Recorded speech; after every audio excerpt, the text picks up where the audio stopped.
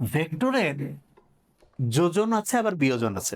যোজন এবং বিয়োজন কিভাবে খেয়াল রাখতে পারি, এবং এটা থেকে এবার মেডিকেল অ্যাডমিশনে প্রশ্ন আসার খুব সম্ভাবনা আছে, একটু ভালো করে খেয়াল করুন। যোজন মানে হচ্ছে একত্রিত হওয়া, যুক্ত হওয়া। যোজন মানে কি? যুক্ত হওয়া।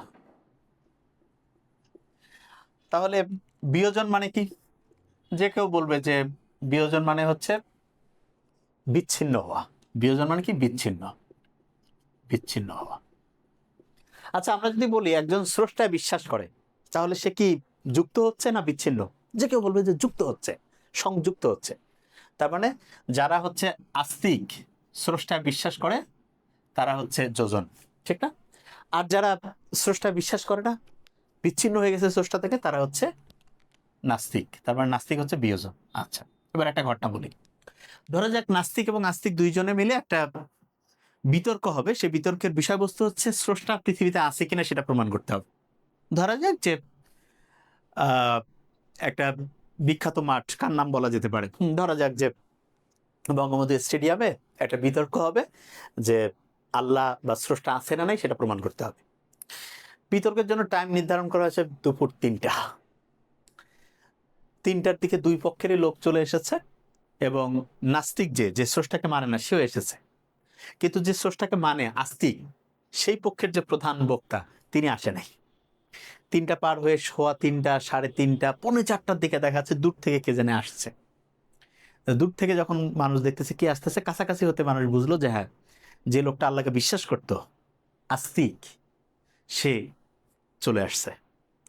তাকে দেখে সবাই খেপে গেছে যে হ্যাঁ, 3টার সময় আপনার টাইম, আপনি 4:45 বাজে এই সময় আসলেন, আপনার সাথে কোনো বিতর্ক করার প্রশ্নই আসছে না, আপনার তো কথাটাই ঠিক নাই।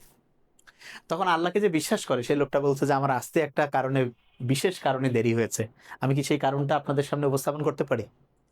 তো সবাই চিন্তা করলো যে ঠিক আছে, শুনি কি ব্যাপার, কি হয়েছে, তো বলেন আপনার কি কারণ। তখন যে লোকটা আস্তিক, মানে আল্লাহকে বিশ্বাস করে, যার আসতে দেরি হয়েছে, উনি বলল যে আমার তো ঠিক সময় আসার কথা ছিল, কিন্তু আমি আসতেছিলাম গাড়িতে, গাড়ি চালিয়ে আসতেছিলাম। গাড়ি যখন চালিয়ে আসতেছিলাম তখন বৃষ্টি পড়ছিল, এবং গাড়িতে করে আস্তে আস্তে সামনে একটা নদী পড়েছে। ধরা যাচ্ছে বঙ্গবন্ধু ব্রিজ, যমুনা ব্রিজ। নদীর ঘাটে এসে দেখি নৌকা টোকা নাই, এবং এমন দুর্ভাগ্য যে ব্রিজও ভেঙে গিয়েছে। নৌকা নেই, কি করি? হঠাৎ করে দেখি যে কোথা থেকে যেন কয়েকটা পাখি উঠছে। পাখির মুখ থেকে কি জানি পড়লো, পড়ার পরে মুহূর্তের মধ্যে সেগুলো চারা গাছ হলো।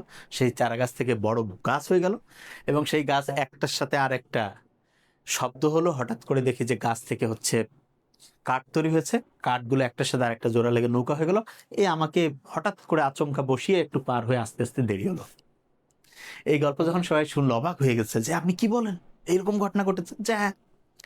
তার নাস্তিক, যে আল্লাহকে বিশ্বাস করে না, সে তো তার এই গল্প শুনে বলছে যে আমরা তো জানি যে আপনি স্রষ্টায় বিশ্বাস করেন, কোনোদিন খারাপ কিছুর সাথে সম্পর্ক আপনার নেই, আপনি কি কোনো কিছু খেয়ে এসেছেন নাকি? আপনার কি স্মৃতি বিভ্রম হয়েছে? বলছে কেন? বলছে আপনি এরকম ঘটনা বললেন যে হঠাৎ করে কোথা থেকে গাছ তৈরি হয়ে গেল, সেই গাছটা আবার হচ্ছে একটা কাঠ থেকে নৌকা হয়ে গেল, আর আপনি কোনো মাঝি টাঝি ছাড়াই পার হয়ে চলে আসলেন। বলে হ্যাঁ হয়েছে। বললে এটা অসম্ভব। নাস্তিক বলছে কেন? বলছে কোনো মাঝি ছাড়া, কোনো হচ্ছে যে নৌকা তৈরির কারিগর ছাড়া এটা কিভাবে সম্ভব? তখন আল্লাহকে যে বিশ্বাস করে সে বলতেছে যে একটা নৌকা এবং মাঝি ছাড়া যদি নদী পার হওয়া সম্ভব না হয়, তাহলে এই যে মহাবিশ্ব, গ্রহ নক্ষত্র আকাশ যা কিছু আছে, এগুলো কি কোনো রিপেয়ার, মানে ইঞ্জিনিয়ারিং, মানে যা কিছু আমরা দেখছি, এগুলো কি কোনো হচ্ছে যে ক্রিয়েটর ছাড়া তৈরি হয়েছে? তখন সাহেব বলল হ্যাঁ, কথা তো ঠিক। বলছে যে ওই ক্রিয়েটরই হচ্ছে স্রষ্টা। তা এখানে আমি যে ঘটনাটা বলেছি, এটার আসলে মূল উদ্দেশ্য হচ্ছে যে ভেক্টর যোজন এবং বিয়োজনটা যাতে আমরা ইজি ওয়েতে খেয়াল রাখতে পারি। কিরকম? যে দেরি করে এসেছে সে আস্তিক, আল্লাহকে বিশ্বাস করে, সে হচ্ছে যুক্ত হওয়া, স্রষ্টার সাথে কানেকশন তৈরি করে। এবং তার কি ঘটনা হয়েছে, চলন্ত সে গাড়িতে আসতেছিল এবং বৃষ্টি পড়ছিল না। তাহলে আমরা ভেক্টর যোজনের উদাহরণের মধ্যে লিখতে পারি চলন্ত গাড়িতে পড়ন্ত বৃষ্টি। চলন্ত গাড়িতে পড়ন্ত বৃষ্টি, ঠিক না? আচ্ছা, তারপরে কি হতে পারে? তারপরে রয়েছে যে উনি যখন আসছিল, আসার পরে কি হলো, যে পাখির উড়া দেখেছিল, ভেরি ফাইন, পাখির উড়া, ঠিক না? পাখির উড়া। তারপরে কি হয়েছিল, যে নৌকাতে করে ওনাকে পার করে নিয়ে গেছিল, নৌকার গতি, নৌকার গতি, ভেরি ফাইন। আচ্ছা, আমরা মিরাজের কথা জানি না, মোহাম্মদ সাল্লাল্লাহু আলাইহি সাল্লাম যে সপ্ত আকাশে পার হয়ে চলে গিয়েছিল। তাহলে এই যে মোহাম্মদ সাল্লাল্লাহু আলাইহি সাল্লাম যে গিয়েছিল, এটা তো হচ্ছে মহাশূন্যে গেছিল না? এবং মহাশূন্যে গেলে কিন্তু ওজনহীনতা অনুভব হয়। তা মোহাম্মদ সাল্লাল্লাহু আলাইহি সাল্লাম তো হচ্ছে যে আস্তিক, তার মানে স্রষ্টার সাথে কানেকশন রয়েছে, যুক্ত হওয়া, তাহলে ভেক্টর যোজন। তাহলে আমরা যদি বলি মহাশূন্য ওজনহীনতা, এটা ভেক্টর যোজনের উদাহরণ। মহাশূন্যে ওজনহীনতা, এটাও কি ভেক্টর যোজনের উদাহরণ। তাহলে এই চারটা হচ্ছে ভেক্টর যোজনের উদাহরণ। ওকে, আচ্ছা, এখন এগুলো বাদে যা আছে সেগুলো ভেক্টর বিয়োজন। দুইটা জায়গায় প্রবলেম হয়, সেটা আমি একটু ক্লিয়ার করে ফেলি। একটা হচ্ছে নৌকার গতি, আর একটা হচ্ছে গুণ টানা নৌকা। দুইটাতে কিন্তু নৌকা আছে। এখন একটা যোজন একটা বিয়োজন, মনে হয় একটু বুদ্ধি শিখিয়ে দিই। এই যে যোজন বানানটা এবং বিয়োজন বানানটার দিকে যদি একটু লক্ষ্য করি, কোনটা বানান তুলনামূলক হচ্ছে ছোট? যে কেউ বলবে যোজন বানানটা তুলনামূলক বিয়োজনের চেয়ে ছোট, এক্স্যাক্টলি। আচ্ছা, গুণ টানা নৌকা, নৌকার গতি, কোনটা বানানগত দিক থেকে ছোট? যে কেউ বলবে ভাই নৌকার গতি ছোট।